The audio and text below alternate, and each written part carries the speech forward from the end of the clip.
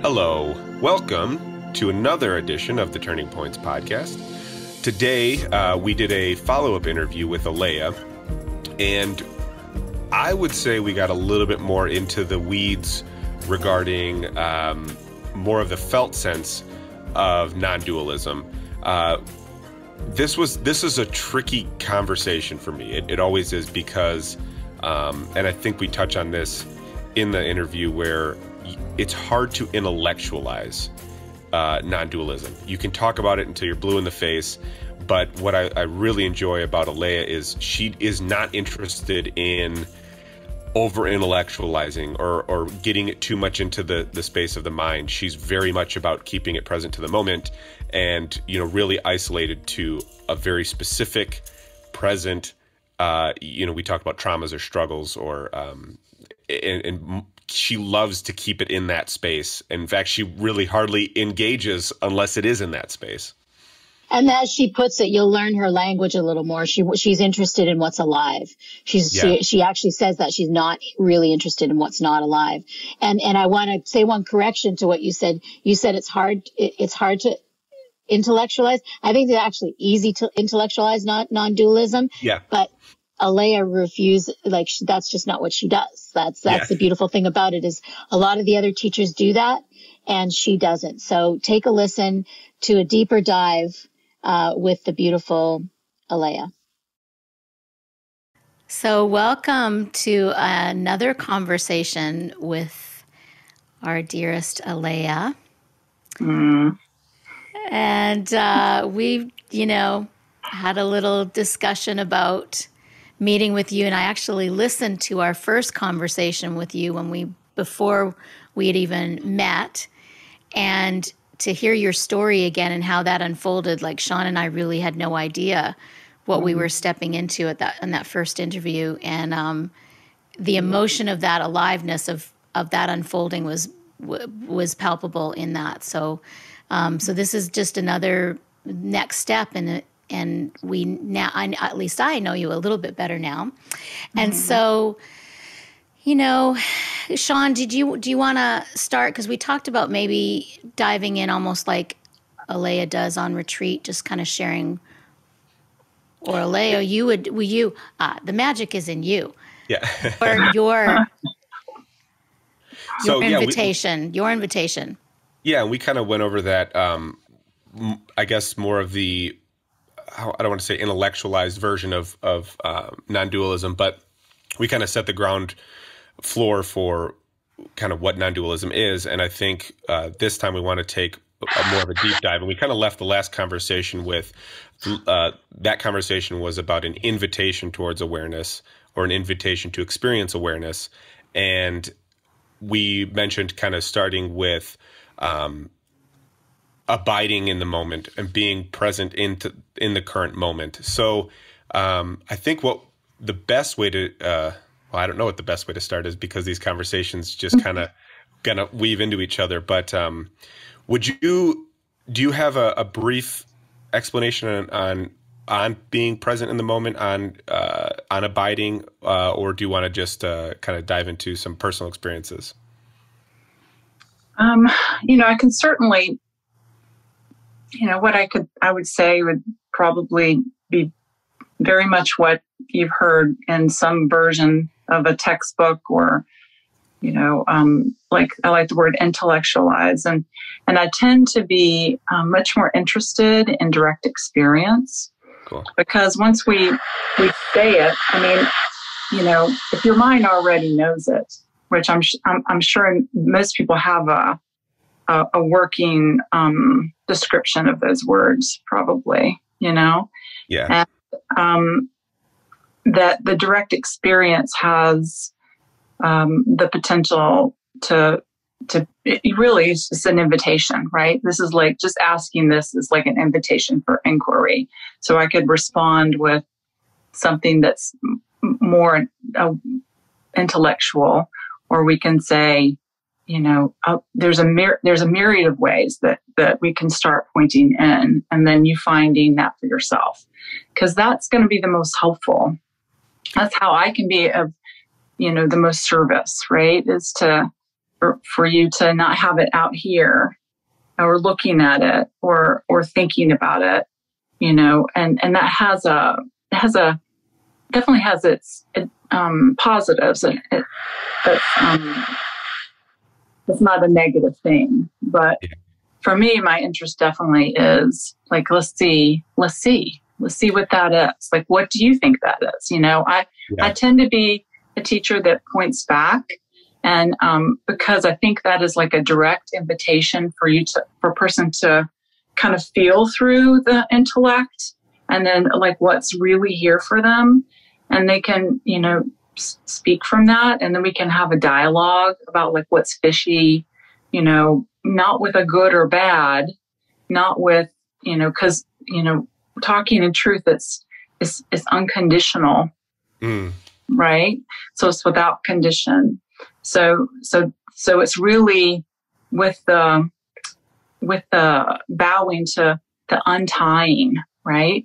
Of like how we are living in our intellect, how we aren't feeling the energy of the word, how we aren't like living the living expression of that, that our living wisdom, right? Like, so it's like everything has this potential of collapsing. That exterior experience or that dualistic experience or that mental, intellectual experience, and then it gets freed and then it's not a problem, right? Because then the mind, like our experience isn't just in living in the mind or in separation or conditioning. The mind gets to be, it has a real quick way it lines up when we start inquiring. Right? Like when we start inquiring, it becomes like present right here, like what's going on. Then the mind just lines right up with present moment and starts to be able to turn that energy into words, right? And then it has like a living energy, right? Does that make sense? Yes, it does. And that actually brings me to, as you're talking about this, it brings me to a really good example of that dynamic, because at the end of our conversation, I felt like I felt like I was very present and I was having that direct experience. And then as soon as we were trying to say goodbye, I immediately went into, I don't know if you remember this from the conversation, but I immediately went into thank you so much for your perspective and your outlook. And I just went into all this word about it. And then you and Corinne both looked at me very not confused, but kind of like, there's no perspective. It's not a perspective. It's not about, and it's not about those intellectualized elements of it. And so then I realized that immediately, kind of what you're talking about, as soon as you and Corinne kind of called presence to, hey, you're now you're not directly experiencing, you're experiencing more from mind or intellect, because I was trying to wrap up this podcast. And I kind of fell back into line, just like what you're talking about, is as soon as awareness calls the mind into the present moment, it immediately kind of just, it's like, well, oh, you're right. I'm not present anymore. And then I went into, so I'll almost finish with that. But then I kind of went into our first interview that we had, that I thought that I was losing this sense of awareness when I would do that. And so I brought that up too, where, so I'm having this direct experience and now I'm not having the direct experience. And that in between, kind of space is really confusing. And it feels like, oh, I'm starting to finally get this whole thing of awareness. But what was actually happening was I was losing that direct experience with awareness as I was going into the intellectual. Right. Yeah, you're describing it really well. And you're describing it because of that discernment, right? There's like, you can feel this shift of energy from, and I'll say the word aliveness to like a deadness, right? Or open to close, right? Because open is like without perspective, right? It's just, you're just present and available, right? And so there's just this fluidity, this flow, this naturalness of speaking, right? And then like when the beliefs come in, like you were saying, your language of wrapping up the podcast, right? That was sort of the record player of that piece, right? And so that sort of the energy shifts just to feeling it. And so, yeah, I was thinking about it after that conversation with you, and really and we're getting to already say it very quickly here, what I would say, and that ego can take that in and be like, kind of really take it in a way that makes it worse, right? The pity party, or I should have, or I could have, right? Yeah. And so, prior to that, well, I would just say that there's nothing that's not okay. Right. So even when that happens, right? Or even no matter how far away that abiding and non-abiding kind of experiences, that whenever we have a deep drink, whenever we're able to just relax and be here as what is here without dolling it up, dressing it up, turning away, right? Resisting, then there's this untying that happens, right? It's sort of like we're getting, and through inquiry, through opening to what is, we're getting to the root of things, or closer in, right? And so all this energy that holds itself really tight, right? Whenever there is this opening, I found in my apparent experience that it really doesn't reconfigure quite the same, right? And that reconfiguring can be felt in a bunch of different ways, right? Usually, it can be felt like, you recognize something a little more quickly, right? Like something that you've done.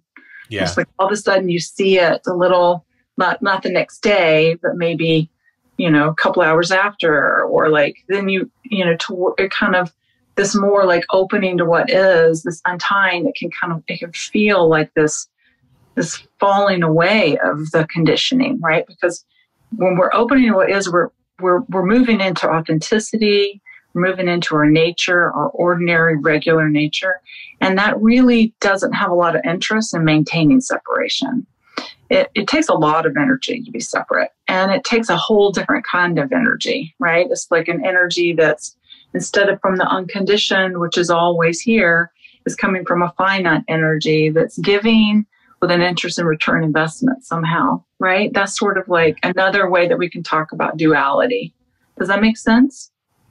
Yeah, yes, it does. And the way you're describing that experience of, because so my experience of being after, you talk about that pity party of realizing and having the discernment that I recognize I was coming out of awareness, or I was coming out of direct experience and more into that, and then getting caught off guard and like, oh yeah, I did do that.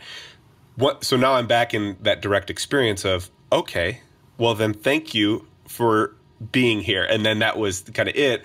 And then later, that residual,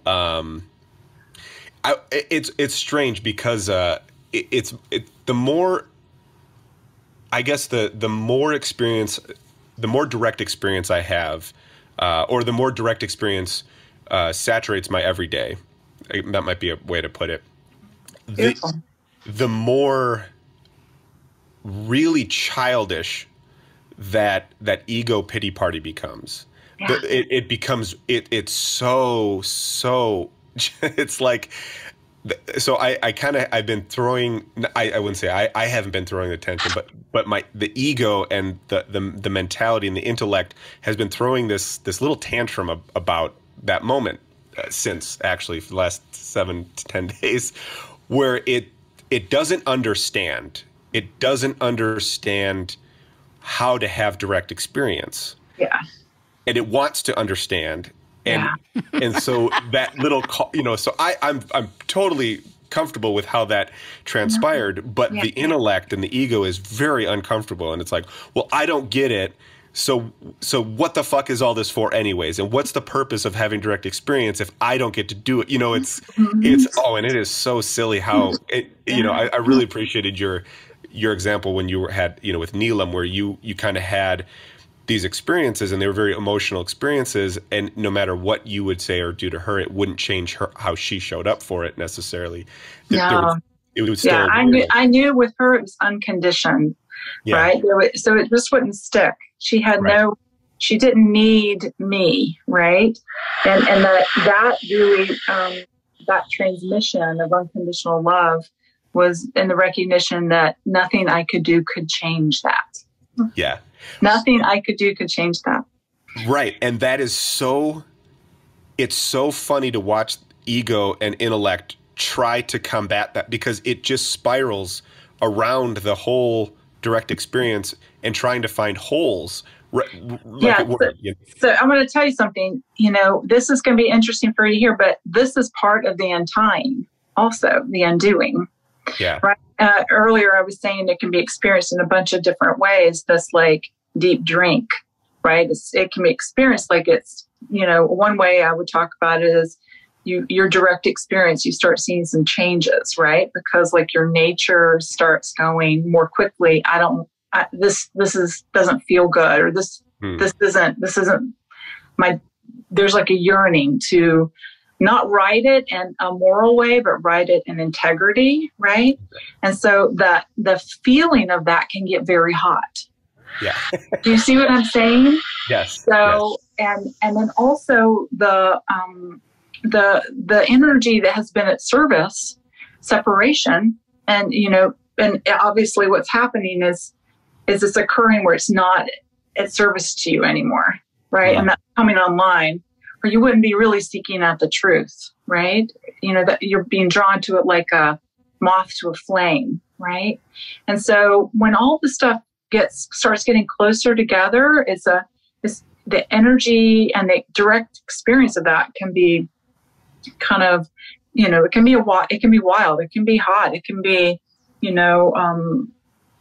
what you're describing, right? Because it's, maybe before it was like a mile, you didn't have to look at that thing. You just kind of like stepped right over it.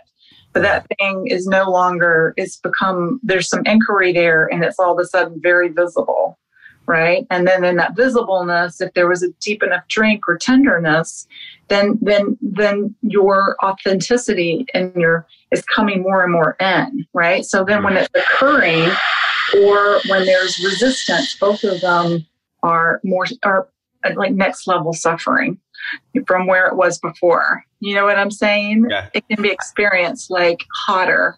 And I say this a lot because it's, I think it's really great to, because I'm saying it, it's not just intellectually when I'm saying it. You're nodding your head.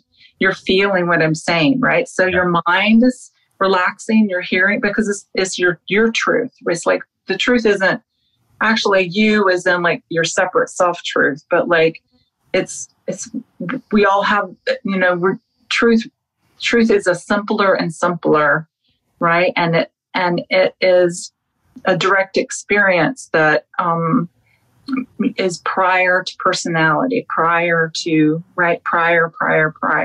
Yeah. So it becomes same. Do you know what I'm? Yeah. Same thing. Yes, I do feel that, and that's the things, as you're saying this, the things that are coming up for me. They're not necessarily hitting my mind, my brain. It's actually kind of hitting me, kind of just below my heart and like right in between my solar plexus and my chest, and so because we've had the couple conversations now, as this has come up, like I said, with direct experience permeating more of my experience, I used I did the check it out thing, and so the last 10 days as I'm kind of going through life, I'm checking out, instead of just, because I think it's easy to, it's easy to try to intellectualize, okay, well, just don't worry about the ego experience, or, okay, you had that. And yes, this ego is having this, this kind of temper tantrum. This time I said, where might that be coming from? Where is the depth of that reaction coming from? And so I asked, like, what is making you so uncomfortable to have this tantrum about this one little, incident. And the inquiry kind of comes up as there doesn't seem to be purpose with direct experience. What's the purpose? What's my purpose then with having direct experience, with learning about direct experience? Why should I even learn more? Why should we? And what you're saying, the crux of what you're saying is you're talking about how the mind wants to know, wants to control, right? It's observing, right? It's looking at. Yeah. Right? Yeah. And so there are some things that it's really good for in that realm, the mind can do. But for, to untie, to know the truth of who we are, that's not going to, and a person, we can run around there, and it's fine to even have that temper tantrum, because even when that happens, it's like we come to an end sooner or later, where it's not working and giving us what we want, right? And so it's like, however that unfolds, that, it's a hard thing to hear to the ego, or because of that goal-oriented, but that our nature, it's like, it's really good news. Yeah. Yeah. It's really good news, because it's, that it brings us to surrender. It brings us to the bowing, right? It brings us to opening, right? Yeah. Yeah. And that process, I kind of, it's like this kind of swing, where direct experience, and then, but even I guess there's a good example is inquiry. Is inquiry founded in direct experience? So like when I'm inquiring about this reaction that I'm having, that inquiry is direct experience, because I'm taking that present moment, and I'm shining awareness at this supposed let's feel. I think if you just kind of feel into it, so it's even everything. If your question is always going to be in the simple, in the most simple, in the direction of simple, and so it's that nete, right? It's sort of like it's always going to be whatever's going on. It's going to be less than that. Okay, I understand. Yeah. And then so you'll hear this with teachers in inquiry. The words that I tend to use, like I will feel some of the words that you say, and then many times I'll ask like, what's the energy that led you to that word? Right? Mm-hmm. And so it's like a whole different direction, right? So if you're having something that's here, right? Something's going on is, that's a deepening question in itself. So we could say in an acute way, it's like suffering, like you're feeling it in your body, where there's a lot of confusion, and you could say there's confusion here. And I'll say, well, what's inside of that? Yeah. Or what's the end? Where did you, that word, let's follow that in, or I'll say, let's feel the energy of that word. Or it can be, different people, I'm up for anything. So it might be a different way that works for somebody. Like they really may be very sensory in their body. And then it could be like, okay, so this is what's going on. So where in your body do you feel that? But if you feel that shift of energy, do you see what I'm saying? That's the most important thing that's happening. It's not really like there's all these different ways in here, right? Because everything is pointing to the present moment. Right. So it's like that energy that turns from the external and kind of roaming around up here, and then it's shifting, right? Or the one's going out and the three's going in, and then the whole thing falls away. Then the hand doesn't even matter anymore, right? Because it's you're just kind of checking it out. And the checking it out is, that in itself has a transmission, right? Like all these words, if you feel checking it out. Yeah. It's not like it's not even an added, like somebody's checking it out, right? Right. It kind of has this sort of just here, just now, and then there's just the energy, right? Yeah. So it has an immediate shift.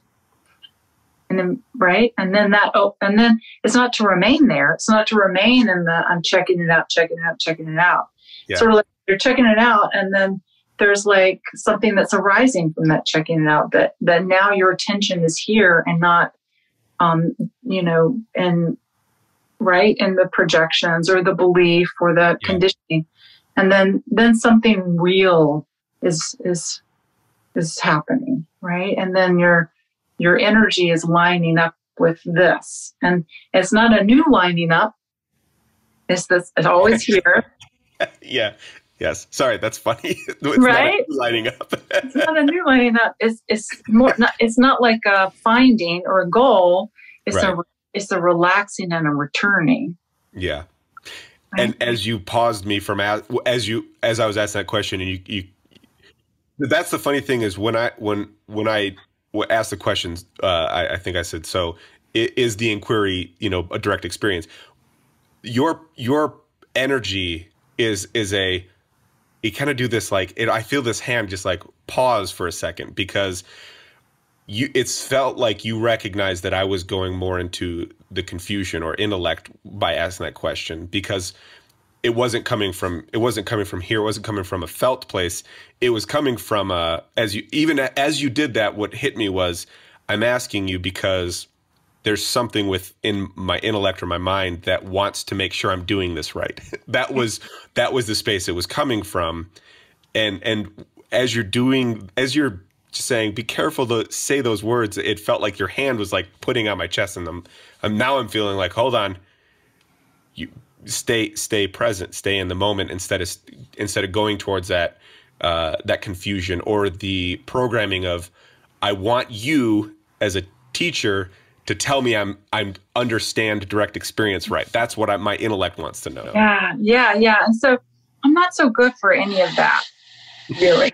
Yeah. But I am like a pig with a truffle. Like I just feel. He has pigs, so he gets that. I have pigs. I totally understand what you're talking about. Like it's just very instinctual, very alive, and it's like everything in me is bowing to that.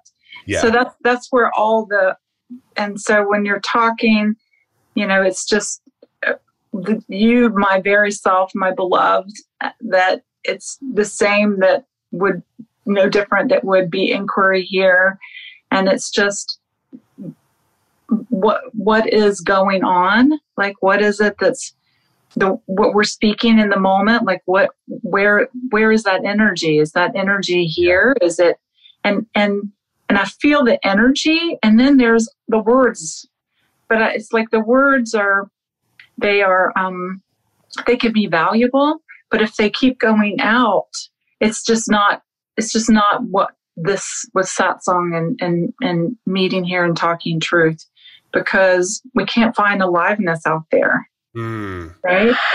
And so aliveness is only here.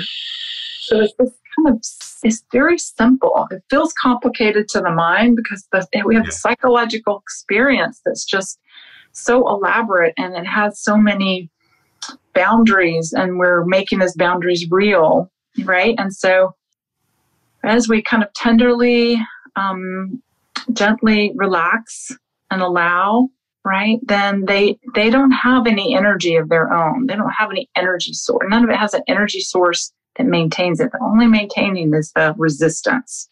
Mm-hmm.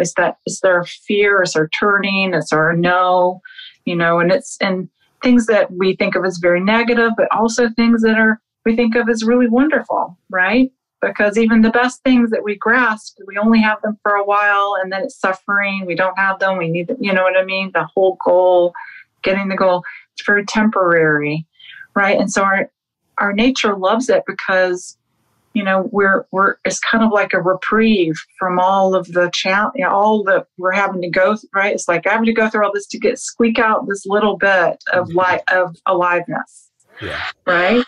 But when we kind of move back in and return to like the source of why we turn, why we're moving in separation, that then there's healing that happens. And then we're finding that our nature actually is already free. It's already alive, right? There's this direct experience, right? And everything in life has that invitation. There's just, even like in the beginning, even with the question of abiding, not abiding, it's just like immediately, it's like there's, we can just, there's just nothing that doesn't serve this. Yeah. Yeah. That there isn't the fertile ground, that's the red carpet that's being rolled out by grace, And so it's just, yeah.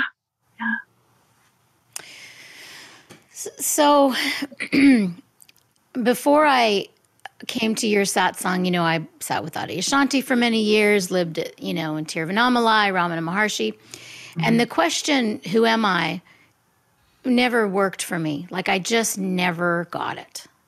Until one time I was at Alaya Shanti and he's like, who is it that's having the experience? That language sort of worked for me a little bit better. And when the language, and so what I've felt with you now that's helped me is just this, is everything is inquiry. First of all, I've learned from you, like everything, questioning everything, right? Because that's, I think people get wrapped up, what is inquiry? And so I think maybe the best thing to do is to show it, to actually do a little bit of Alaya magic. And so we'll see what happens here. So first of all, there's a discerning on what's sticky and what's not. Like I know that I've bypassed for many years because I have such a positive mind and because I've had so many spiritual practices. Yeah. Can you talk about bypass for a minute? Yeah. Give a little explanation of that. Yeah. So I have this really positive mind. So say if my brother says something that hurts my feelings, I'm like, I like sort of, instead of going into it and being present when it happens, or even if my mind holds on to it later and asking that, I'll just be like, I will maybe push it under or discount it, and not be present with it, I guess, is what I'm feeling like I've done before. Like this is fairly new for me because I feel like I've done a lot of bypassing, a lot of not dealing with things as they come, just being positive my way out of it. I guess the best example Sean and I have actually talked about several times is he just went through this move, and his youngest came, he went and got his youngest home early from school one day before the move because the teacher had called and said, Luna's not, she's a little bit withdrawn. So Luna gets in the car, Sean goes to pick her up, and he said, what's going on? And she doesn't say anything. And then he says, are you sad that you're moving? And she's like, yeah. And then he's like, yeah, I get that. And when he told me that story, immediately I remembered my mom would be like, oh, but you're going to make so many new friends, like jumping out of it right away. And I had this flash of myself doing that almost my whole life. Instead, when something uncomfortable comes towards me, I jump out of it. So I guess that's my definition of bypass and what I feel like I've done. Yeah. Yeah. And so, it's an interesting word, bypass. And so let's check it out. Let's check it out a little. I like you're talking about, but maybe let's talk let's get a little more closer to it. Bypass. Okay. Let's just see. So should I have a situation that's coming up, or just go? No, you're already in the situation. Okay. You were talking about Sean, but then you had one prior to him, and like your brother. Yeah. You were specific about your brother, and then so let's check that one out.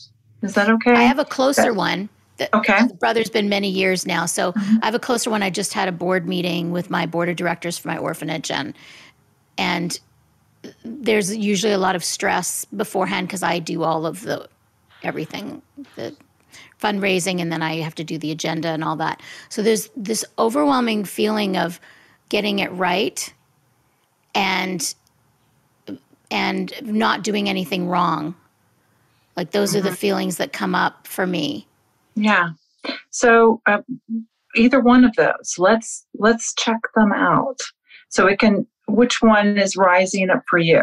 Which one is probably getting it right, like not doing anything wrong. That's been a lot lately. I'm not doing anything wrong.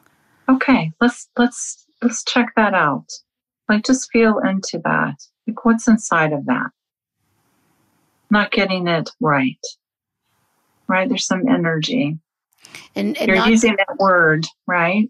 Yeah, and it's even more, I think, than that is it's not doing the wrong thing or not doing something wrong. Like I'm trying to feel if it's getting it right or not doing anything. It's more getting something wrong. And okay, let's stop there. Let's go into the wrong, getting something wrong. Being really, and this is another word, tenderness. Really tender and gentle when you're checking it out. So that feels incredibly vulnerable. Yes. Okay, so now this is where we're moving in closer, right? So outside, we've got right? Can you feel that? Right? And so this is a really sacred movement, right? This is a sacred movement moving in. And so there can be tenderness to this vulnerability that's here. Really gentle, allowing it just to be here, very simply as it is.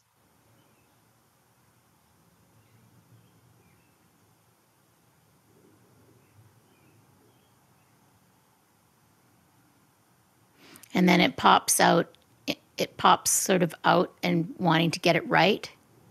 So then right there, just that feeling, that being really gentle there. Yeah.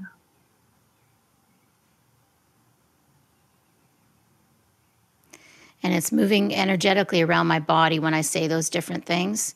So the wanting to get it right, it was right in the center of my chest. Just being really gentle here. Just gentle. Remember, just here as it is.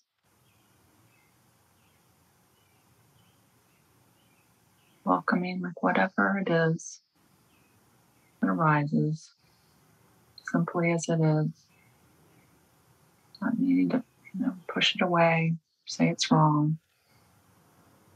Right? So much is unconscious and unloved, unmet. Just really rises to light, right? It takes so much energy maintaining.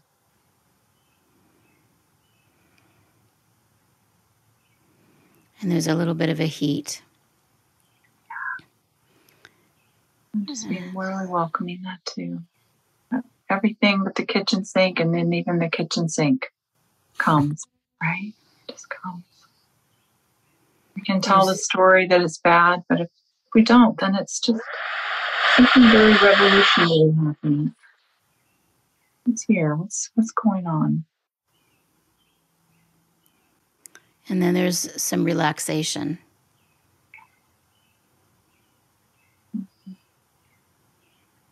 Really, really allowing, welcoming the relaxation.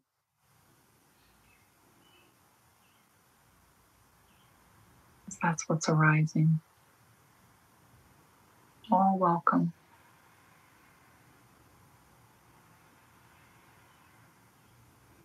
Yeah, there's a relaxation and just like an exhale. Mm-hmm.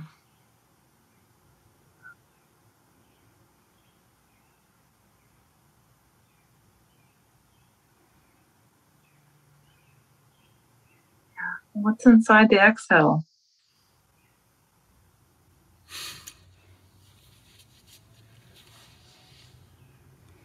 Peace. Mm-hmm. Calm.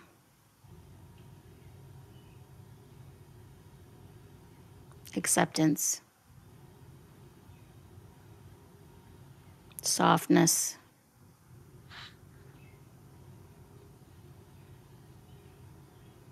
Stillness.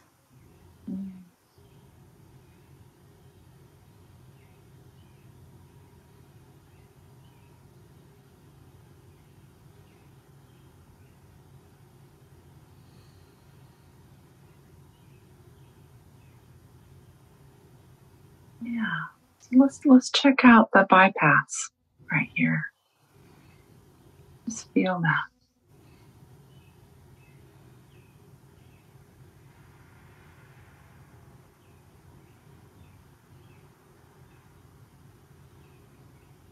Doesn't feel like it lives there anymore. At least not in this moment. Yeah, it's like something would have to start, right? For it to... There'd have to be a story of a past situation or future situation to exist. Mm-hmm.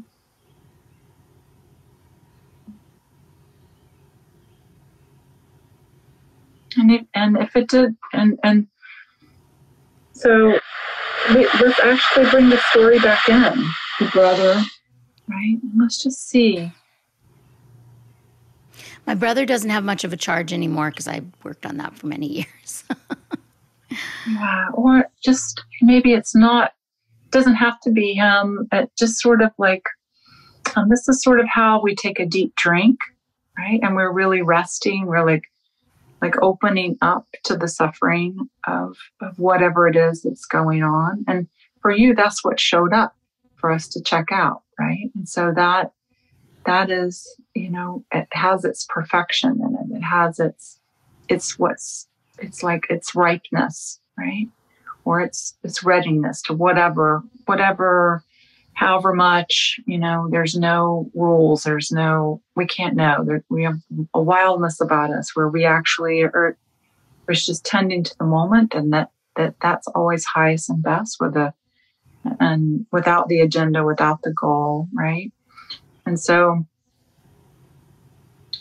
this may not be, even me doing this right now, may not be how it is alive in you, right? The way you open and the words that come could have its own, I'm welcoming you to revolutionize what's happening here, right? The transmission is like the most value. And then, use my words or use, however that is of service. And then when, teacher's alive and well within you, right? And same. And so basically just saying that because it has its own transmission to it, right? It's sort of like letting go of boundaries, right? If you can feel it, allowing flow to be here, allowing like the sacredness of what's inside of you that's arising. And that it's the transmission of sacredness, right? Not even that it's valuable, right? But that it's sacred, right? That like what arises this here in this moment, right? And then when it has pain that comes along or confusion that comes along, then that's sacred too, right? That can be welcomed right here. And it's not like a job. It's not like it has to arise and everything stops and you don't do anything else, although sometimes it can look like that. But, I did not have, this apparent journey, very much householdery, marriage, children, work, not a spiritual looking path in like what typically people think of. And I found retreat in the shower with the hot water. I found retreat with my lavender dish soap, washing the dishes. And it was because that was the times I had, and it also brought the sacredness to those moments, right? Because that's where there wasn't energy to tend to something, and there was relaxing in the car, right? So I'm saying that too to like revolutionize, that transmission of revolutionizing our boundaries around spirituality, the whens and the hows, that really. Everything is this opportunity, right? And it's not a lost opportunity ever because it's always returning, right? What's left comes back for us. And there's not a goal. It's not that it has to be done in a certain type of way or timing because I know for here, there, and when I hear people speak, there's whatever, there's a ripeness and a fertile ground, right? But finally, and sometimes that can be from, some really hot things happening, right? Where we get to the end of the road and leave no stone left unturned. And we're like, oh, this is not going to work out. And there's like a tiredness and then a bowing. Sometimes the ripeness is right there, and it doesn't always have to look like that too. So I think, and even when I'm saying this, it's really, the energy is kind of not having the ego be able to land anywhere. Right? Do you feel that? Yeah. Yeah, and it's not that the ego's not going to start landing again, but this is the deep drink, right? This is a deep drink, like here in this moment of being untethered, right? Of being in just a very simple, this is okay, right? This can be here. And then we can bring up things that are really suffering here too, right? That's really good news. Yeah. Yeah, and that's, I love that you said not having a place for the ego to land, because that's, being able to watch that experience you both just had was, this suffering, and if I may, when you say suffering, you mean anywhere there's pain, anywhere there's separation. And separation can be in power, it can be in beauty, it can be in caring, right?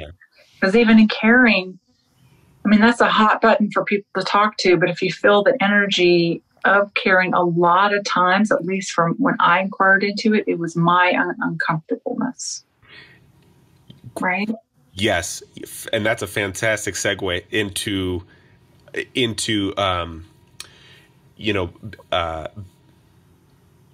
I feel, and for a long time, and I think I still feel this, is as I experience more depth in awareness, I have that I think it's probably a very common urge to then share that, and in order to share that, I have to understand. You'll start to see where the intellect goes real quick, but I start to intellectualize. If I'm going to experience this, then I want to share it, and it's not a share because of, it's not a felt share. It's a, I should share this. It's a very almost evangelical means of experiencing awareness. Yeah, the I knows. Right.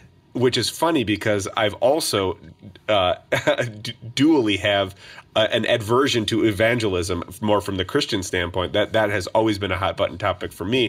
I've always tried not to do that, and so to have this, and basically what it does is it spirals around to, well, I think I'm starting to get this.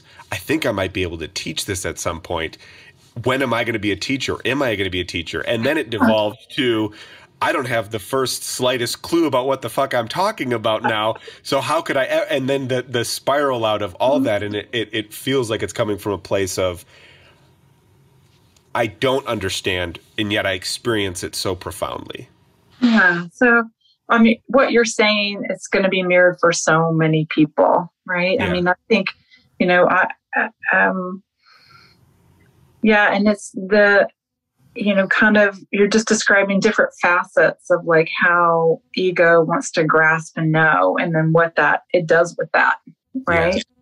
And, and it's okay. Yeah. Right? You just got to be, it's just like, where can it be okay, right? Because something really different happens. It's not an okay as in like permission to like run with it. It's an okay that's what's arising, right? Because something is the beginning of allowing all of that energy that brings it into the mind. It brings it into this particular story. So let's that energy just get to like have some light, right? Yeah. Have some space, right? And that is really where it starts. That's the deep medicine right there.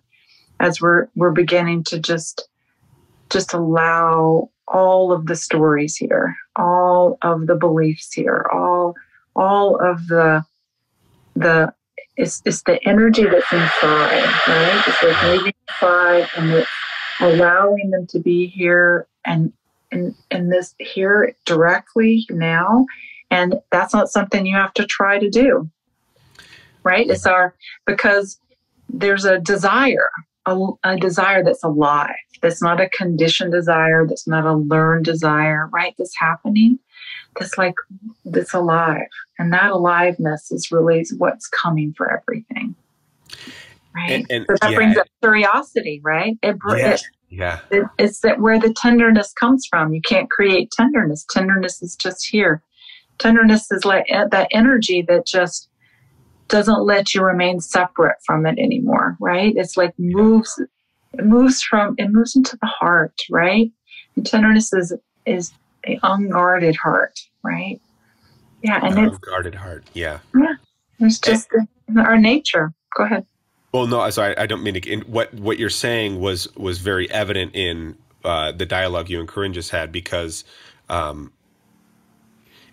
when you say you allow the beliefs, allow the programming, everything to be present, and then what's interesting is as you shine more light on more, I don't want to say attention as in like a response to those programming, but more of a, when you say check it out, and you were shedding more light on the very specific aspects to Corinne's experience, it's like in that shining of light, you allow it to crumble. You allow the programming, you allow the belief, no matter what it's rooted in, to crumble, to fall away, it is, but it never had the space to just dissipate and fall apart. Yeah.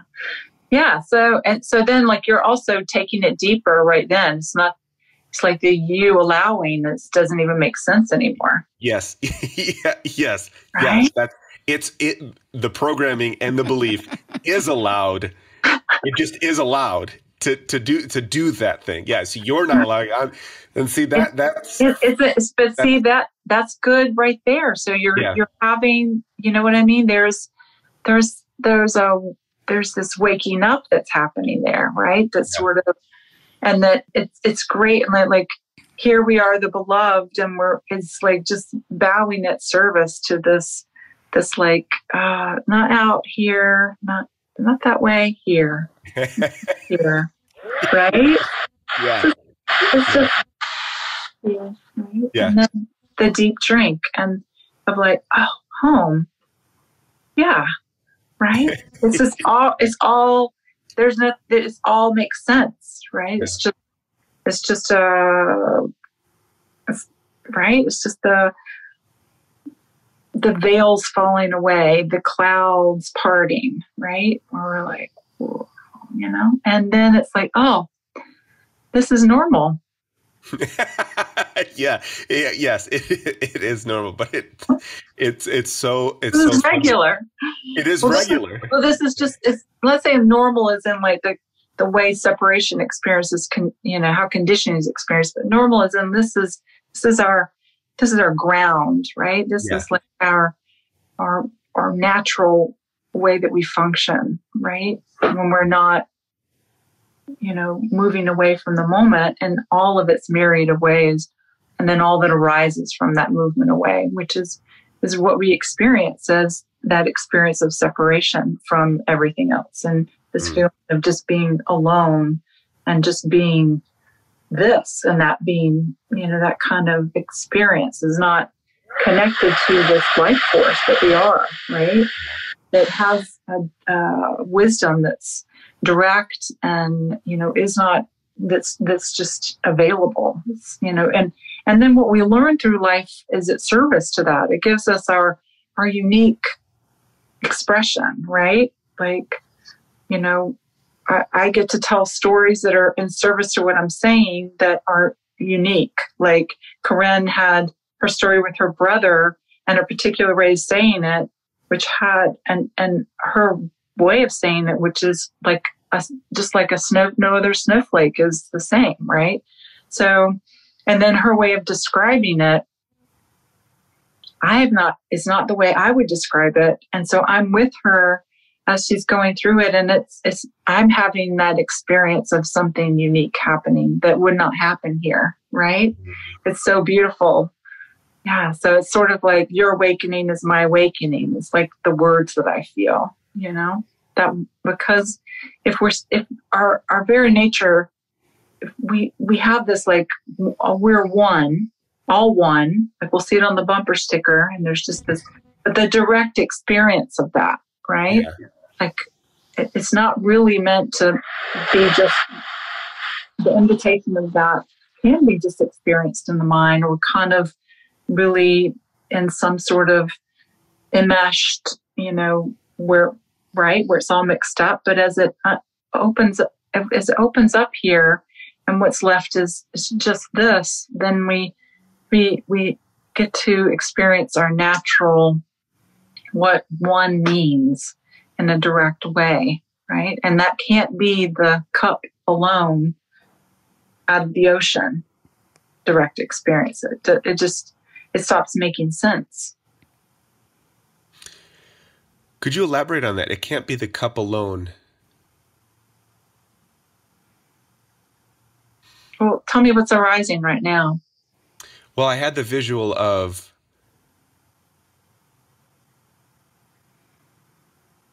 literally a cup in the ocean, and scooping it up and having a drink, and what happened was, what was felt was, you're taking one drink of the ocean and saying you've tasted the ocean, the totality of the ocean.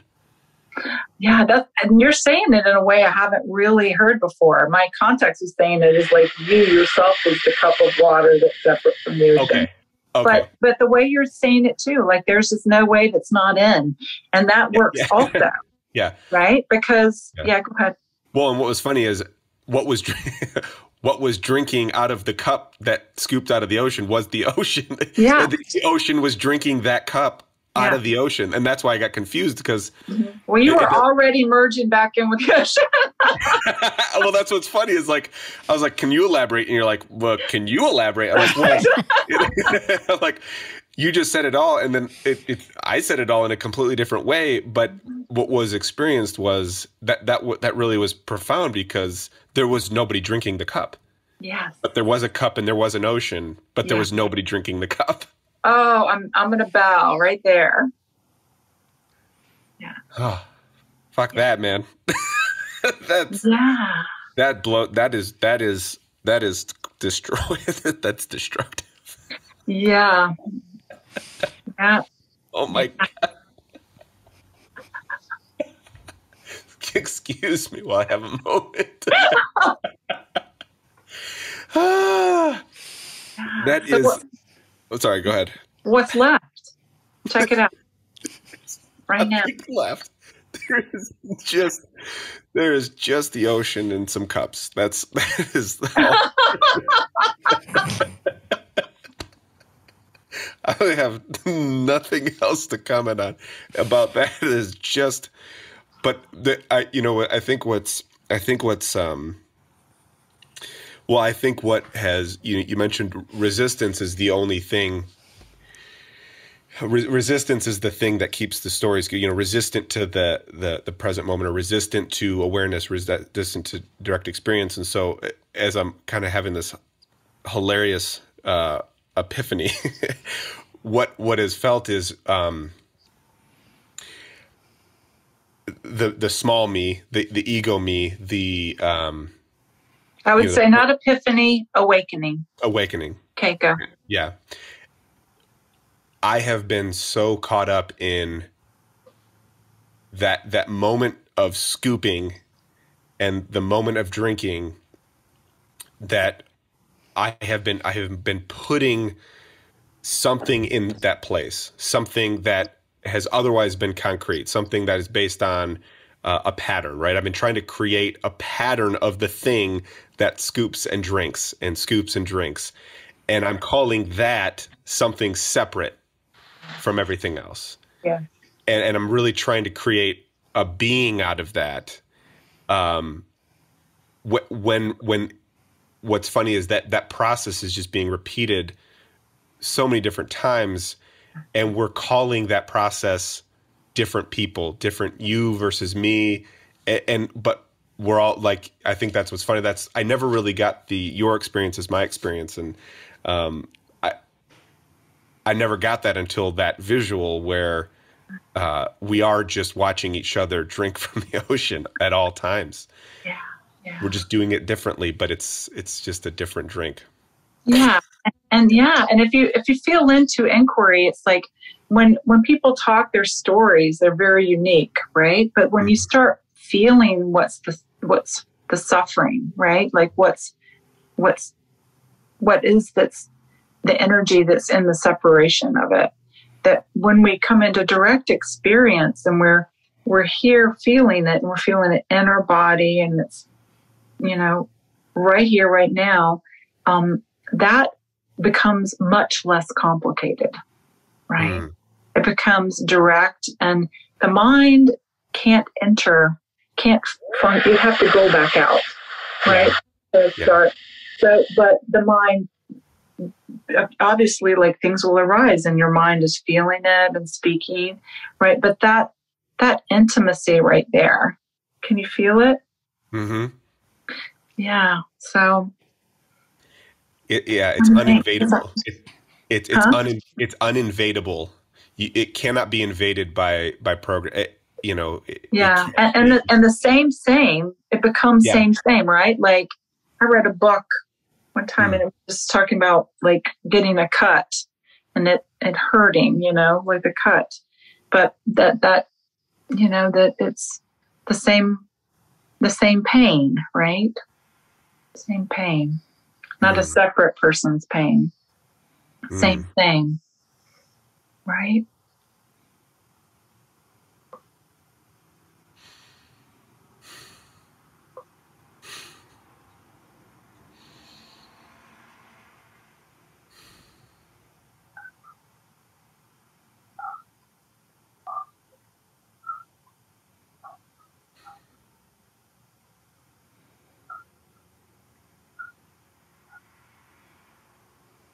Yeah, there's not much else.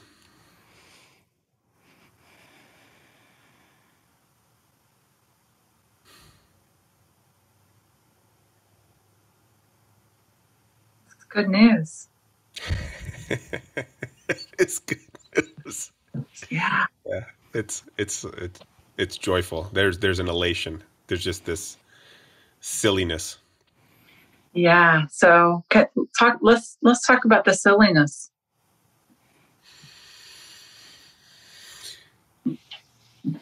Yeah, it's rooted in innocence. Yeah.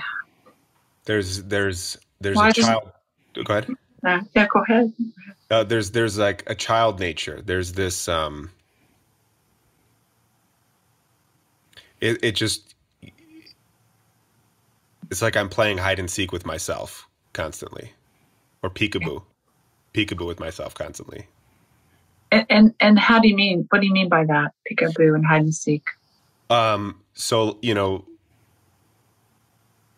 there's a hiding or a covering up, and then a reveal, and you're constantly discovering that awareness, that awakenedness. You're waking up to awakenedness over and over again, and every time that happens, there's just immense joy. Like, it doesn't get old to rediscover awareness. You know what I mean? It's just constantly, you know what I mean? You're like, yeah, but it's... Well, what you're doing is the same, right? Yeah. So it's just, yeah, I'm at your feet. But I'm at your feet. That's the felt sense. It doesn't really make sense, but see, that's the thing, of sense and all those words. But the feltness is like you're constantly bowing to that, and you're constantly discovering it, and it's as majestic. It's constant magistry. Yes.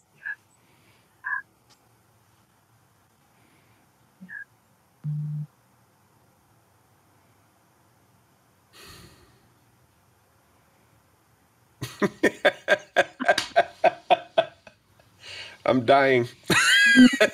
Yeah. Yes. Exactly. Yes, exactly. Yeah. And then the truth remains, right? Direct experience.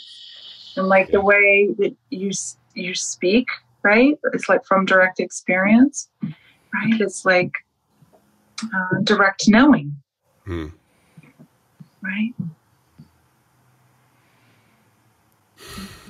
Like we go back to the beginning of our conversation, right? And I was like, I'm not going to answer that because it's just a mind answer, right? I'd rather you have a direct experience, right? Yeah. Yes, I can see the difference. I can see the difference. How? Like you said, simpler. It's simpler.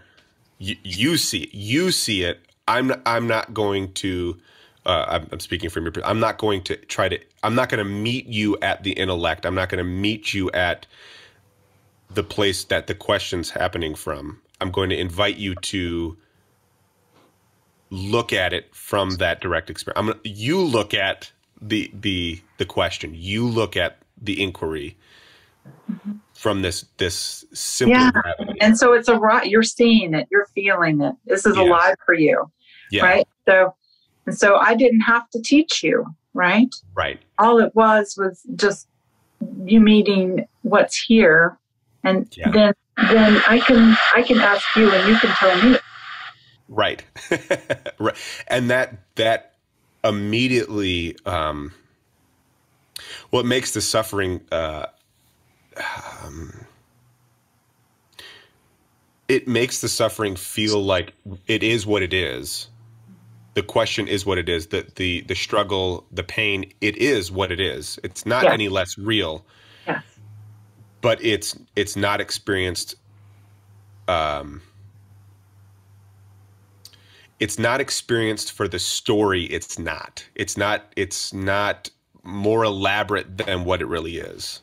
And I think that's maybe something that we do is we take that pain or we take that suffering or that struggle and we make it more elaborate, thinking that we're making it more real and more experiential. But the truth is we're further and further away, further out. And that's not deep. Not, I think, Corinne, you kind of touched on it. It's like not dealing with that pain in a real way in the moment.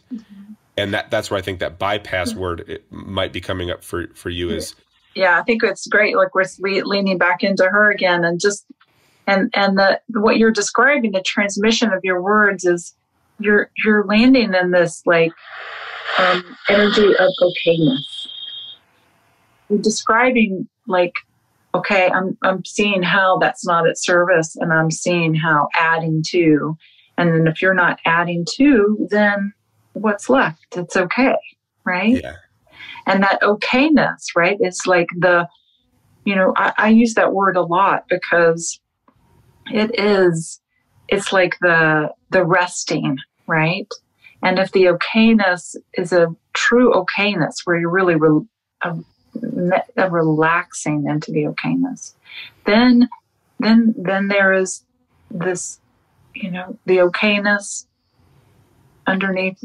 Maybe a good word would be tenderness, or maybe, relax, tenderness, gentle, simply here, right? And then it's like moving it, right, into the whole being, right? Not just the mind. It's this beginning of resting, right? Resting. And then tenderness is like the unguarding of the heart, right?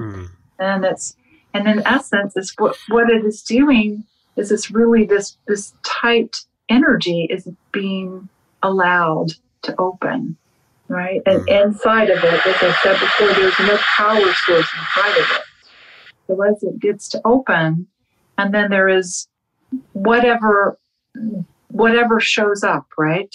Because it could be, not with the mind going, all right, so I opened to this, so I'm expecting the next thing to be bliss and peace, right? We have to like this, then that expectation is what we're tender with. Yeah. Do you feel the shift of that? Yeah. Because that's really, it's like, you could say like egos, got all these tool belts, or if you want to say the word ego, or separation or resistance. It's got, we've got these psychological tools, right? That like dangle the carrot and stuff. And it's okay if that's taken, right? There's nothing that can be wrong. There can be a scene and going in that direction, right? It's like, we can't, just like you can't, you have to, the fertileness happens in all different kinds of ways. Yeah. Right.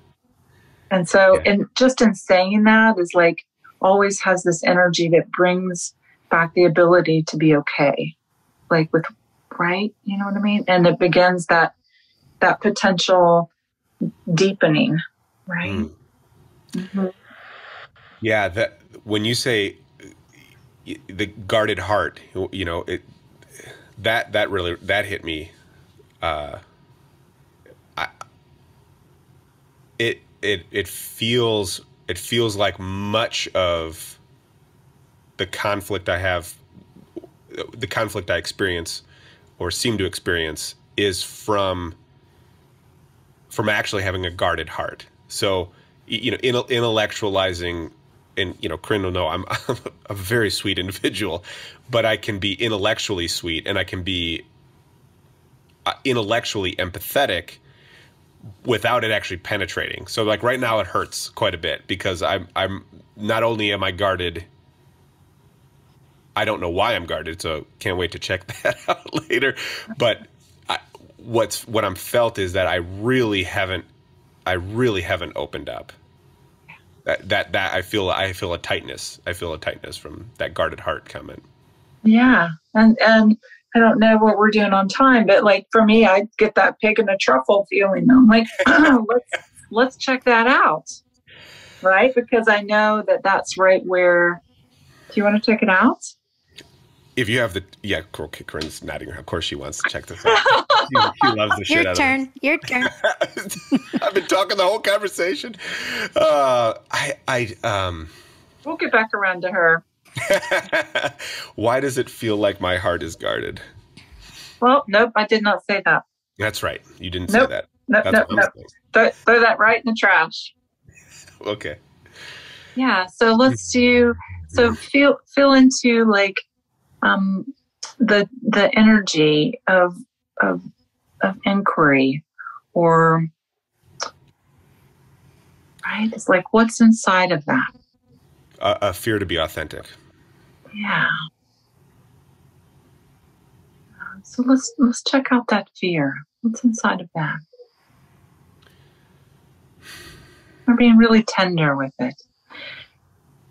When somebody's ready for it, if what's arising, if that feel is like, oh, there's a deep dive that can happen, then at least for here, it will be like, oh, I would envision just going right inside, like a dive in. Mm-hmm. But there are some things that, it's like really prickly feeling, right? And so with that, sometimes it's just like, can that be okay? Can that just be here? And that's really, that might be just right what happens right now. And then that's okay too. It's not like it's a job. So right now, in this moment, we're doing something that's like, if there's a willingness, and I say that because there's a willingness until there's no one to will it, right? Because in essence, our nature doesn't really care to resist. That's a lot of work, but it's also not to deny that's what's happening in the moment, right? So there is like that apparent process of like, are you willing to go inside to check it out? And it's totally fine if you say, no, it's like, or it's prickly. And then And then that just says like, oh, there's the medicine is tenderness right now, right? Do you see what I'm saying? Yeah, I do. Or something to the effect that might happen. Words might be different for you or whatever, but like just kind of that there is no race that we're running, right? Yeah, there is a willingness is a good will. I am willing to reflect on that or shine attention on that. And what's interesting is even as you were saying that diffused any guardedness not to share. There really wasn't too much.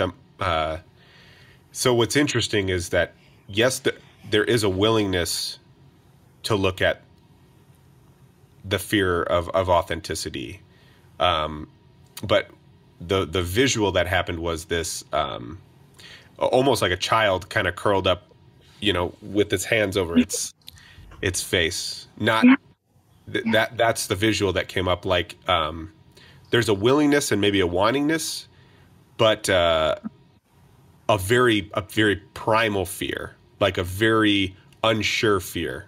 Yes, totally. Of not knowing how to be authentic. I don't know what to say to be authentic. Okay, so let's just let that be here without doing anything about it, right? So there's a lot of doing energy happening, or trying. So when we just allow that to be here, the doing and the trying, just very gently, and we're not looking at. It's more maybe for a little while being with, and then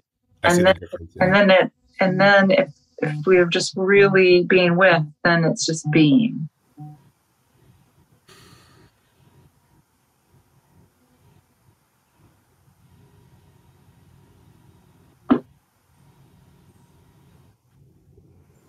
Yeah, I can't.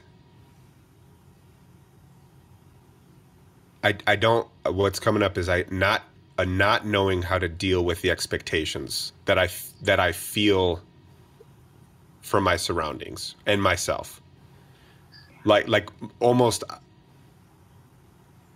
I am being authentic, or there is authenticity, but it's not being received or accepted. Yeah. So okay. So let's follow the received, not accepted. Right. Yeah. Being really tender with that.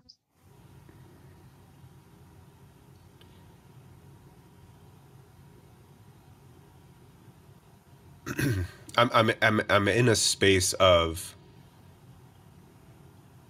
like this is all I have. All I have is nothing. I can't articulate that. Yeah. Yeah. And that sense of really I just want to smile at people. I just want to smile then. But now I'm getting into it, but I sense the awkwardness with that. So then let's tender with the awkwardness. Yeah. Like even when we were having that moment earlier where it was a lot of silence and nobody was talking, and it was that vulnerability I felt, that that deep vulnerability, and I almost programmedly said, "Can somebody else talk now?" Because it was so vulnerable in that space. Oh, I bow to that. Vulnerable. I bow to that. Yeah, and that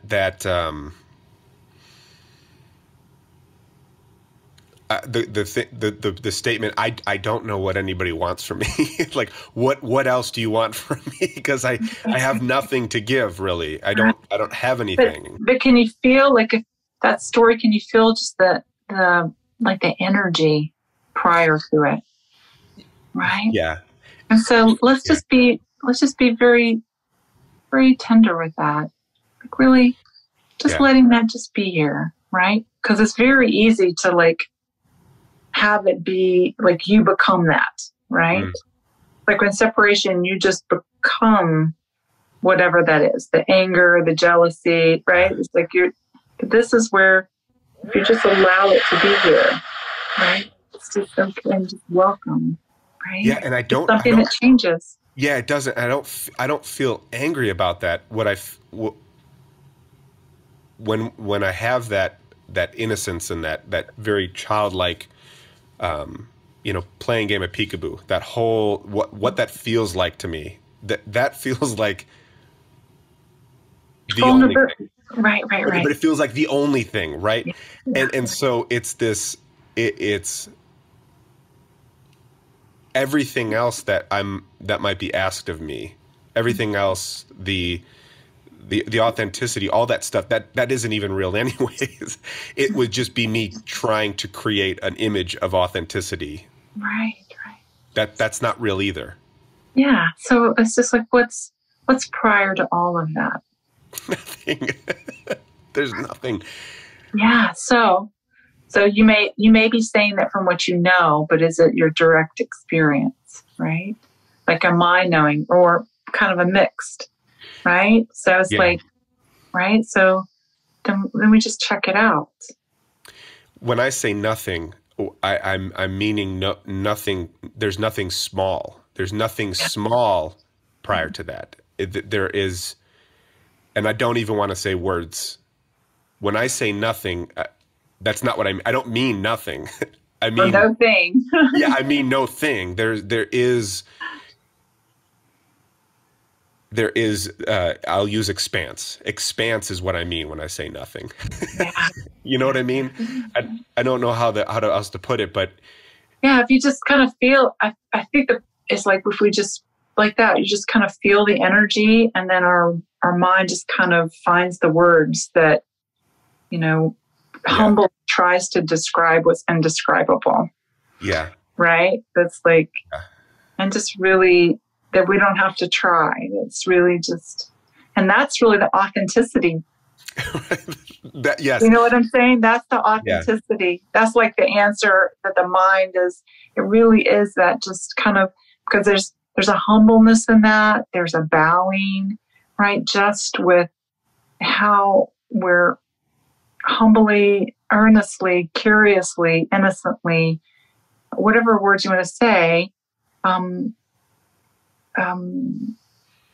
where the energy is arising and it's being there's this movement where it turns into words and expression and eyes and ears and hands and all of that. And that is authenticity, right? Yeah. And that is felt. And that's,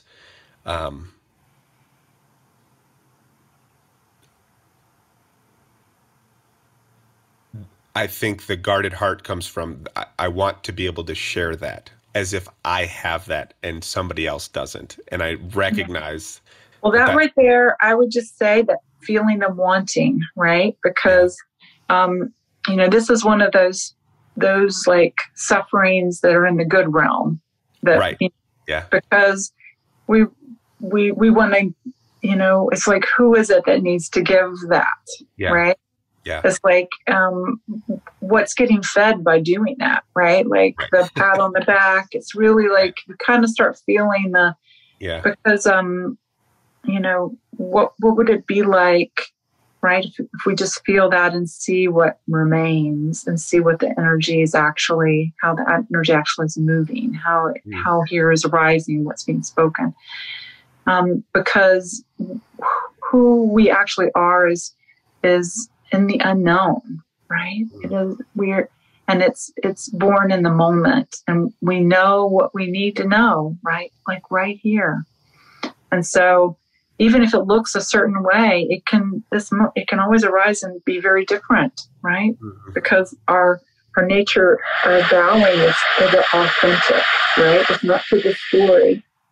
It's not to the shoulds, right? It's like those things we can invite here and we can allow, or we can play out, right?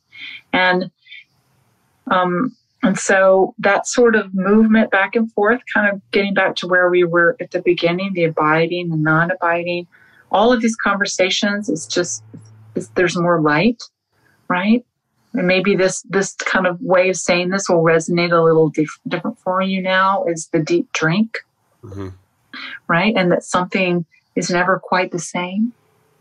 Yeah. It probably, you heard it one way when I said at the beginning, but maybe now that's kind of hitting you, or you're feeling that in a more direct way, right? More full, right? And so, right? Yeah, thank you very much. Oh, yeah, absolutely. And Corinne, I've also loved speaking with you today, the bypassing. I realized we can unpack this next time, but I was bypassing my brother. I said I was done. And I knew Sean was, I could tell you thinking about it because we had talked about it a few weeks ago. So it's very well, I've got a well-trained oiled machine in here, spiritual work. Yeah, it's very good. It's very good. It's humbling, right? Yeah. It's really humbling, like what we know, and really untying what we know, right? And it's just humbleness and more humbleness, right? Because that's anything else is trouble, as Neelam would say, a lot of trouble. Right? Yeah. So really, that I like your way of saying it, Corinne. I feel like that's, the bypassing is a very, it is. It's like what's here is moving around it, right? It's or somebody else could say, like, I'm putting it in the closet, or very simply, I'm turning away, right? And we have all these psychological ways that we do that, but you're feeling that, you're awakening to that, right? So, and I remember that coming online for me too, like, oh, wow, I'm just, mine was more, I was like, oh, I'm just watching this come and go. I'm just like kind of back, felt like I was physically back and just kind of watching it. So my heart was not even in it, right? It was like totally guarded, watching, because everything comes and goes, right? The situation, the person, So, and then I felt, for me, it really became online because I felt like this desert, when I really started suffering, it felt very deserty. And that's because my heart, and it wasn't in everything, right? But there were certain things that were showing up where I was really like hands off, and I could regard that desertness. When I felt into it, it was interesting because it was a yearning, and it was a yearning for the cup returning to the ocean, right? Which is all water, right? It's this yearning to like have the heart, right? Like be all in that hot mess, right? Like not watching it anymore, right? And so started waking up to really, and I would also see like that bypass thing, like, oh, the energy's coming, that's going around me, but it ain't coming here. And so just sort of the energy of what would be a conflict for me, right? That what would be a challenge for me, what was something that I didn't want to see or feel, right? And so there just became this ripeness where I just became felt so dry and desert and separate that I just couldn't take it anymore. Like what was these things that were left, and it was like opening a gate, And I also had that vision too around that time. It's like those things it'd be a gate with like a bunch of spikes on it, and really giant and heavy, and just this very foreboding to like kind of even get close to it. And I realized I had to go up and open them, right? And I had to drag them open, right? And that would have been like my inner resistance, that dragging, right? Of saying yes, no, and then opening and walking through the gates.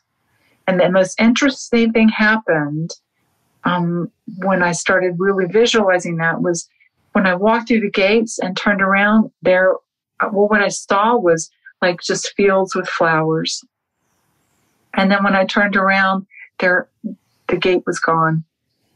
And then there was this also internal recognition that the gate never actually existed. And it didn't.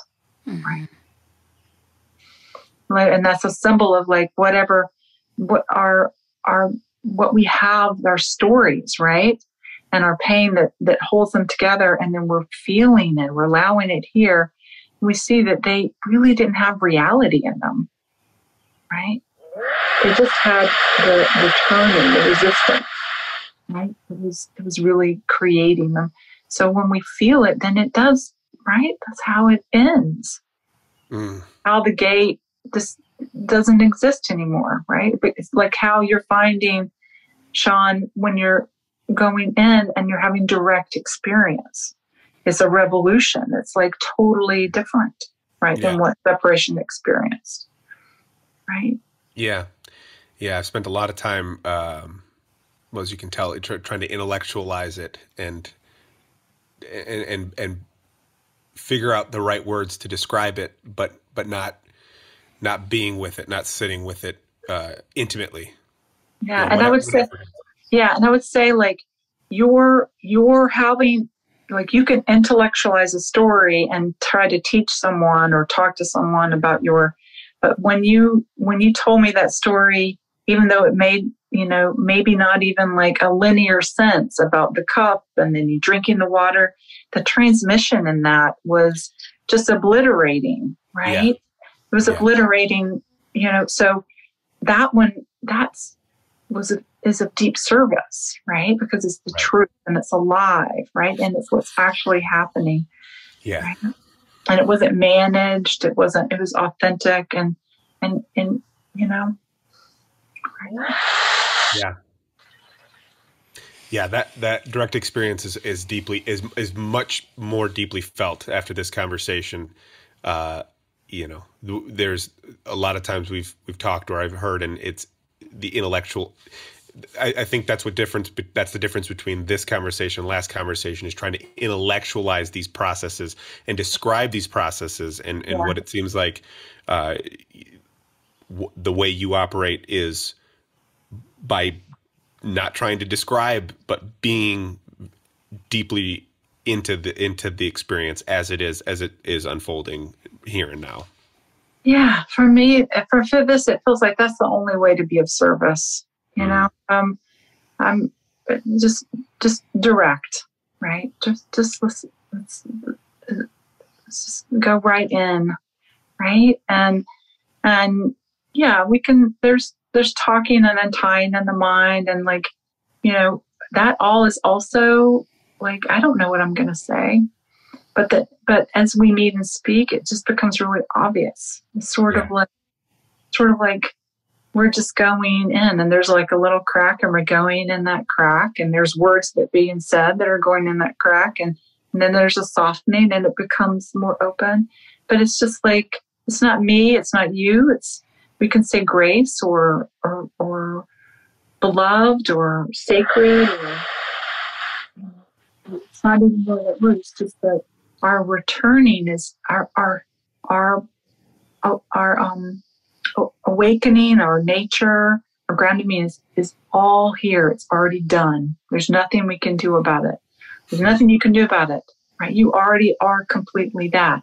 So whenever the psychological trauma that we're having of separation, there's like openings, then there's a natural of where that opening is. The returning is there, right? The silence returns.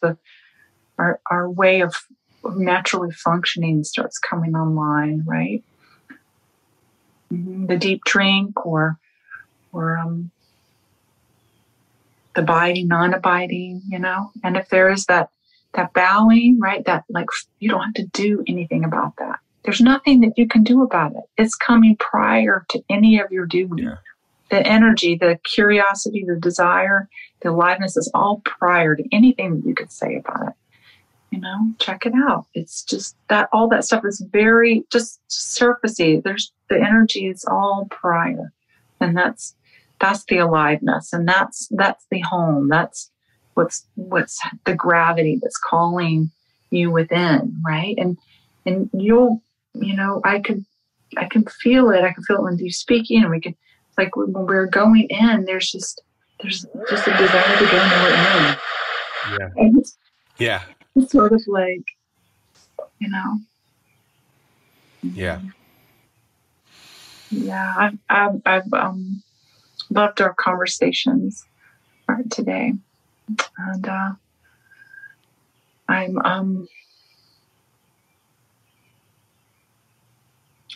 at your feet. Much gratitude. Oh, yeah. Until next time. Until next time. Be well. My beloved. And we're in the Say More section with the follow-up to Alaya's interview regarding life and presence and what's real and what's alive. Yeah. That was how did our sorry to interrupt. How did the talk with her affect you? Like, did it stay with you for a few days after? Because we're recording the Say More section, a week or so after our conversation with her. Yeah, and so I just went back and listened to it, and it's, of course, it's a different experience hearing you yourself have the conversation versus actually being in the conversation. Did it stay with me? Yes, and I guess there's been more of a current or more of a consistency of that presence, of that, staying in the momentness, I guess, if you could call it that. So it was maybe more dramatic. I glowed a little bit, glowed a little bit more than I would normally.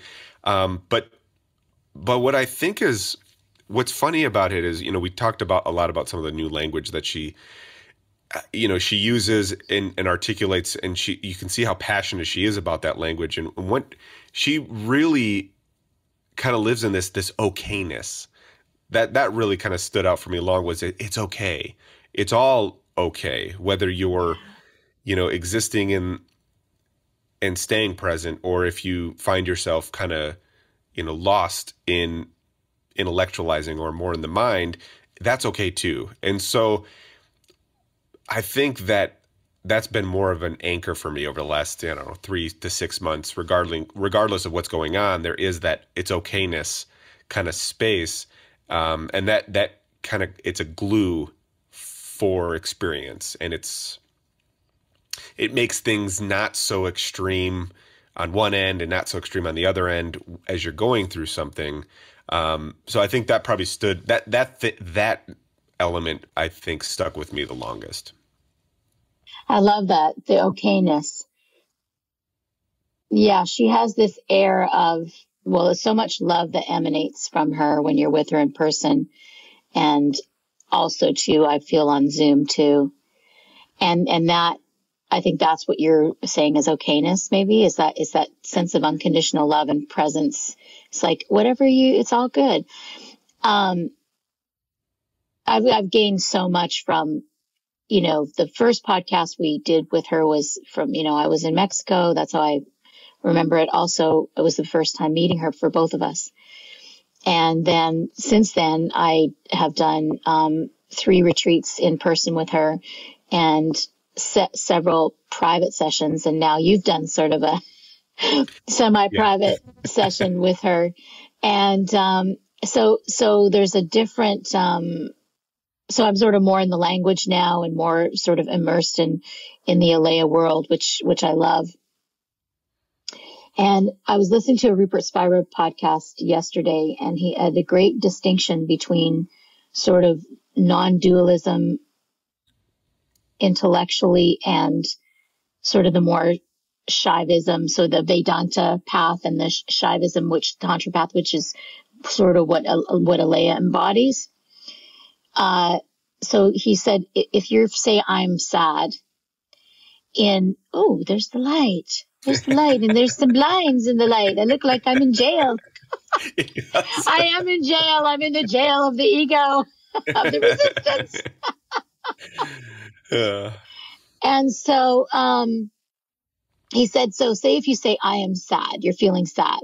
Vedanta, which is, they're both non-dualism, but different approach, would go into the I that's feeling sad. Find the I, right? And the tantric Shaivism goes into the sadness, like where you actually dive in, which is what Alaya does. She just dives into where you're at. Yeah. Like whatever you're feeling at, whatever you're coming from, what's going in, what's happening right now in this moment, what's alive in this moment. That's, so if there's sadness in the moment, let's check that out. So when she says, let's check that out, that you missed in the very first interview when she said that, just because it was unexpected for you. Right. Now, when she says, let's check that out, you pause and, okay, what's going on in this moment? So that's how I use her, in life, and sort of we're coming up to the holidays now. I'm in Canada with my family. Emotions are high. And instead of trying to escape, like sometimes I would, and there's nothing wrong. Like if I'm upset by my brother, for instance, I'll go down and stairs and just kind of be away for a while and be quiet for a while.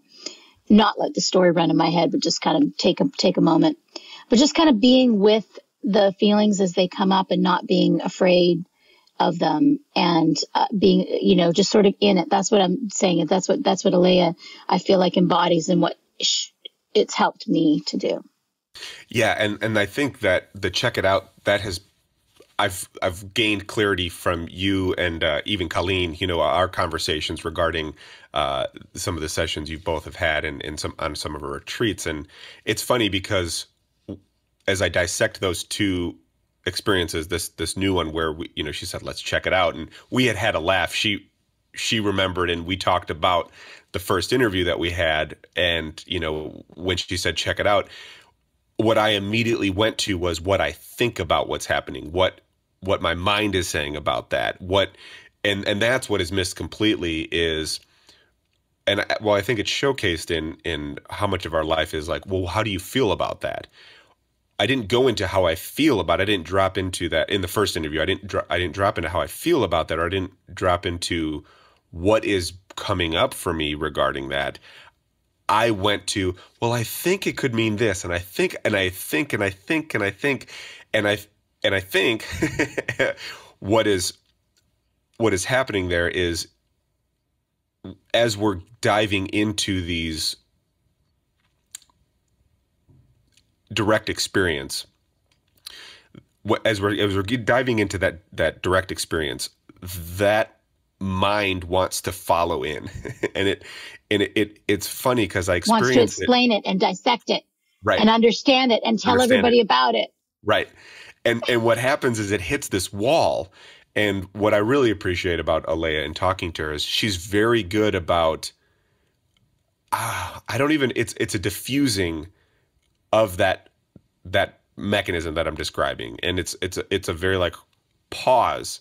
And it's just, it kind of energetically, it's just like wait a minute, I'm not present. I'm thinking I'm present because I'm thinking, and I know I'm thinking, and I know I'm bringing my thoughts and my mind into this concept, but I'm not sitting with it. And so this time, having her kind of really just get into the depth of the experience as we were experiencing it, was I think was profound, because I do have moments of that in meditation, and that's for me personally when I do that. But I wonder, and this makes me wonder, this interview we did, how much of the time where I think I'm sinking into what's direct experience right now, and how much of that is actually more of that mind, and her gentleness as she guides you into that, or allows you to be guided, or it's hard to describe, right? Because it's a little bit of like a holding hand, but it's also a little bit of a letting go, where it's like I'm showing you that there's a doorway of experience for you to walk through, and so there's this exchange, like a gentleness of like, yes, I'm here with you. We are in this direct experience,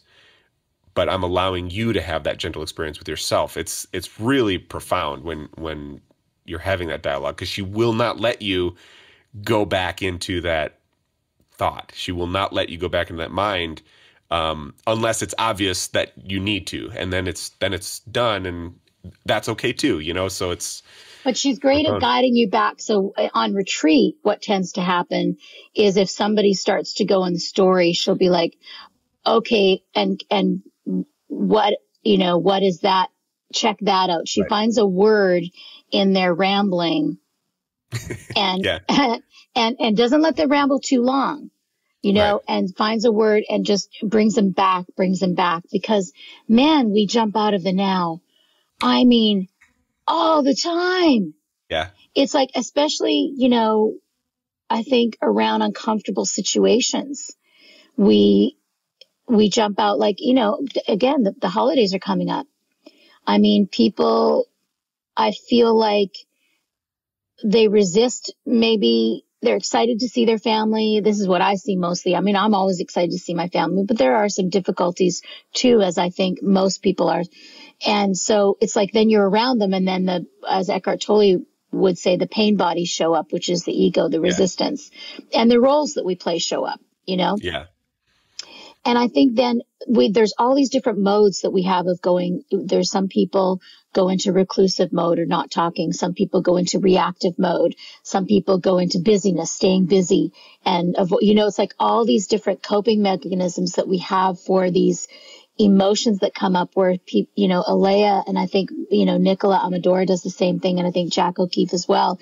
These female non-dual teachers is they're about coming back to see what's alive and present, what is happening now, so that when we get in those difficult situations, and that's how you kind of started this conversation, you said this okayness in your life. And that's what we want. We need practical solutions as to how we can enjoy our life and be present in our lives in the fullest and best way possible.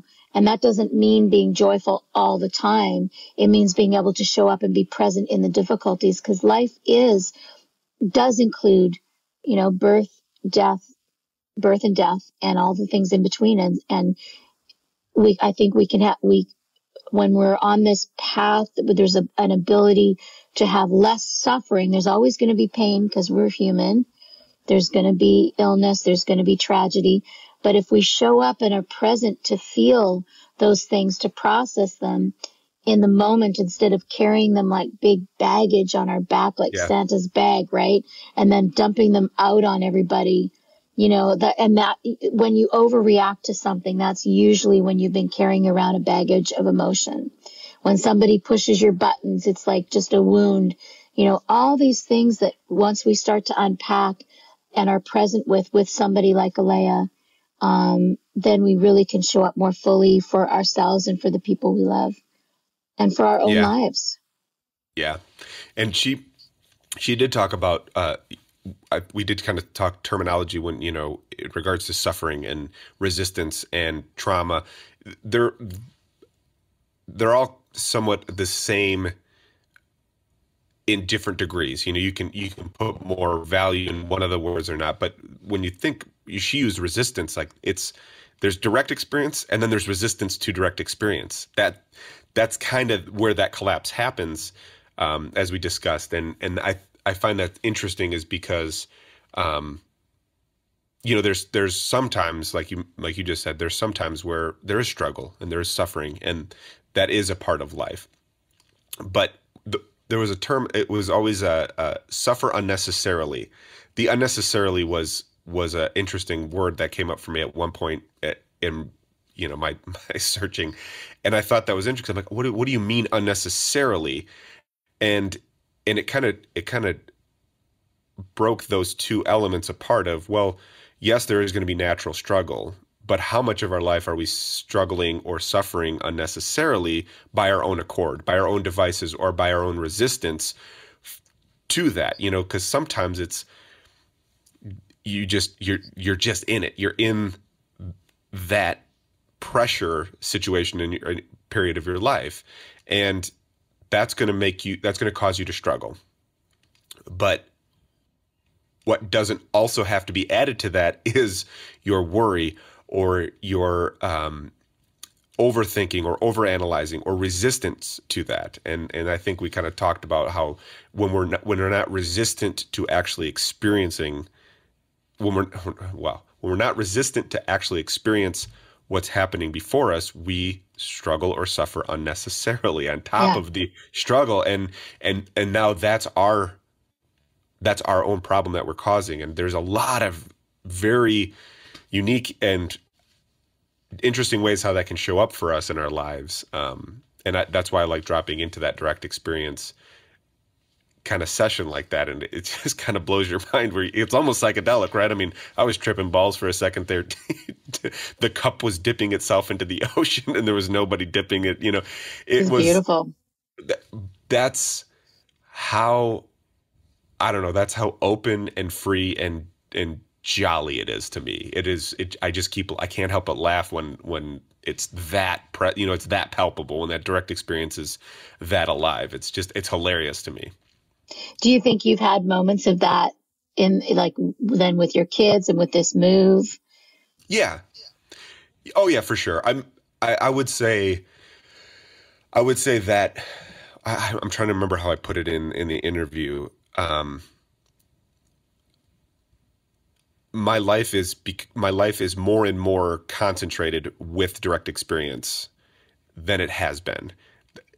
And it's not always in line with direct experience for sure, but it's more and more and more and more. And it's a deepening and it's an enriching, but it's also like a letting go. It's a letting go of a lot of time spent worrying about if I am doing things right. And so that okayness, I think that's why that's an anchor point for me, because as soon as I feel myself drifting into that, worry space, I'm like, you don't have to. And then I can allow myself to come back to that more direct experience. So yeah, it is enriching. I think I'm having those experiences more often than not, but then in a situation where, the three of us we're just sinking and sinking and sinking and sinking into that space. When you're sharing that space of direct experience with other people who are feeling it as deeply, it is. I start to feel drunk. I just start to feel like I get when I have a few glasses of wine. It's just like, fuck, everything's all good. This is just amazing. It's just, I kind of lose my inhibitions in that. And that feels good to have that natural experience of losing inhibitions. I think that's what I would refer to as bliss. Bliss, I think, is a very misinterpreted word. That's bliss. And I talk about it's a misinterpreted word because Deepak used to say bliss, the definition of bliss, which I agree with is I agree with Deepak, is to be happy without any outside influences. Yeah. Yeah. It's that spontaneous joy, that's bubbling up and you get this overload of it than what we're used to, because our mind is used to like thinking about things and resisting things. And when we do take that drink, when there's like, as you said, that community, it's kind of like, cause we were almost like on a mini retreat in the interview with her, cause we were doing some inquiry on ourselves and, or she was helping, cause I feel like that's what Alaya does is she helps you go into your own self-inquiry. She teaches, because I studied inquiry for years. I lived in Tiruvannamalai, the home of, Ramana Maharshi, that lineage. And it's only now 30 years, or I guess 20 years after I first heard about it, because the first 10 years was more TM. It's like now I'm just starting to understand what really self-inquiry is. It's inquiring to yourself, the layers and the resistance and the different in the moment. What's alive in the moment. That's self-inquiry. That's what's happening now. Check it out now. What's going on now? And so there's this bliss that can happen, which I kind of am a bliss girl. That's why I have blissed.com. I kind of tended to sort of a lot of blissful experiences early on my journey. And those can be intoxicating, but they aren't it, they're it in the moment, but that's not necessarily going to happen every time you are having a direct experience. Yeah. That's the whole point. That's a great distinction because, that is a byproduct of that particular direct experience. It's not the goal of every direct experience. And I think I'm glad you said that because, I don't want and I think Alaya, actually Don, in some of the retreats, Patty is also really good at making sure that as you're having that experience, not using that as a model for I'm doing direct experience right if I'm having that emotional response. That's not it. That's what the mind wants to grasp on to. Yeah, the mind wants that point in time or point in emotion or point in the progress of some experience. Path. Yes. Point in experience, that blissful experience, that deep dive. Right. And direct experience is happening with or without that bliss. Yeah, exactly. Or with or without the understanding, and so it's again, it is tough because it's easy to over intellectualize this process, and that's what I think is quite lovely about having now more non-dual teachers or in conversations with non-dual teachers in my life, and I know you are taking that into your life. It constantly helps you have self-inquiry about what is happening for you right now, regardless if that's completely different from your last, deep dive into self-inquiry. And then also, I think the undercurrent of gentleness from a lot of these new conversations we're having over the last few months of it's okay if you're not understanding this, or if you feel like you don't understand it, that's okay too. You might be understanding it, but be okay and be gentle with yourself. And just what's the most important is that you are inquiring into that experience, and you are taking moments to pause and have direct experience, no matter what turns out in that moment. It's okay. There is no like you're doing it better than I'm doing it better. That's not how that works. And I think that was the goal of having this this second conversation with Alaya was, let's deep dive into what this means and what this can, how this can be experienced. And I think that was successful. And hopefully, your and I's experiences of kind of doing a deep dive personally showcased that process and how it can look. But ultimately, ultimately it is ever changing, as Alaya says, that it's never the same. And even afterwards, it's a path to destruction, and that's a good thing because it's good destroying. News. That's the good news. It's good news. and that means a lot to me now. I don't know if I would have quite understood. That wouldn't have meant it as much to me in the first interview. Yeah. I mean, I love everything that you're saying, and it's what that means. That's the destruction of the resistance. It's the destruction of the ego, which the ego is really just the resistance, the ideas, the constructs you have about yourself, and that keep you in a box and not wanting to have a direct experience of what's alive in this moment. Yeah. Yes. So we're going to wrap it up now because we talked about not talking too much about that which can't be talked about. But we, of course, you and I can go on forever about any of the subject. But I do want to say, when we mentioned Don and Patty in our conversation, sometimes they're the founders and run the Wellbeing Retreat Center in Tazewell, Tennessee. And that's where Alaya leads retreats several a year. That's where I lead retreats a few a year, doing a few in 2022. Alaya will be doing a few in 2022. Don holds non-dual silent retreats. And then some of the other people we've mentioned, maybe Jack O'Keefe and Nicola Amadora are wonderful teachers that we've interviewed.